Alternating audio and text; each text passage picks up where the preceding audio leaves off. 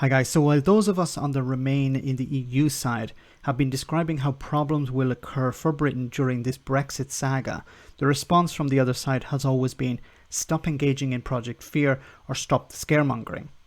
Now, while smaller outlets have pinned the blame of the staff shortages on Brexit, the larger ones tend to toe the government line and blame either the pandemic in general or the pingdemic in particular. It can be hard to judge public opinion on this, as they get most of their information from the likes of the BBC, which has been timid about blaming Brexit for the lack of staff and the empty supermarket shelves. Channel 4 instead had a hard-hitting interview with the Scottish fishing industry, where the head of one company told it as it is. Scotland's fish factories are getting desperate. What is the single biggest challenge facing you right now? Labour shortage. At Whitelink in Fraserburgh, factory manager Scott has dozens of vacancies. We've 2 cutters there. There's room for 10. They are missing 1/3 of the workforce.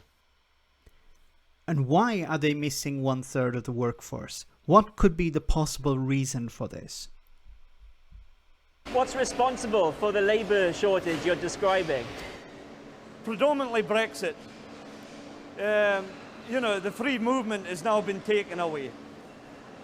So for us, that's a big issue. Freedom of movement has ended, of course. This was one of the cornerstones, it seems, of Brexit, because many people said they voted to leave in order to stop immigration.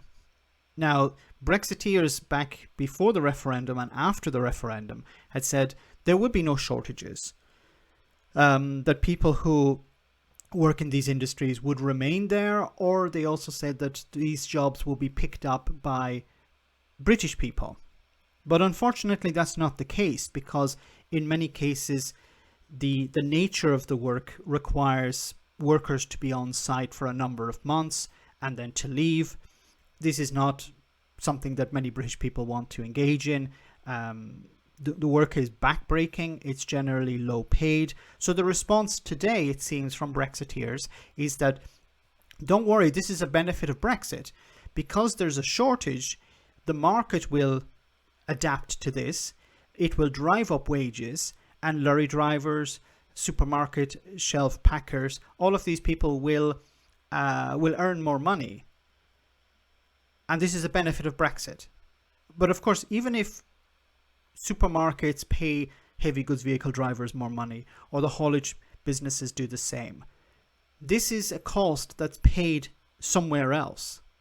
If the heavy goods vehicle drivers earn more money, this cost is offloaded onto the logistics companies, or it's offloaded onto supermarkets, and then these supermarkets or logistics companies have to recoup this cost. And at the end of the day, who is going to pay? It's the poor, it's the working class, it's people on fixed incomes, it's people on universal credit. Those are the ones who are going to pick up the bill here. The Brexiteers, the ones who've been promoting this since the beginning, they will generally not be affected by this, or the impact on them will be extremely limited. We always knew this. We always knew that Brexit was never going to benefit the poor or the working class. It was never designed to. It was sold as a benefit for those people, but it was never actually going to benefit those people. And when is this going to end? When are we going to see the government decide, actually, this is not helping? The ending of freedom of movement is actually making life more difficult, not just for businesses, but for everyone in between who's, delivering goods or, picking fruit or whatever. When are they going to decide, no, we actually have to do something about this?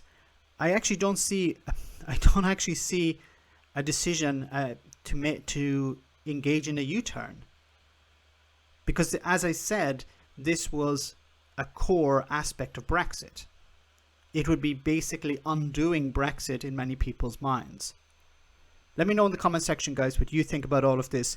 As always, your comments are greatly appreciated. Thanks a lot.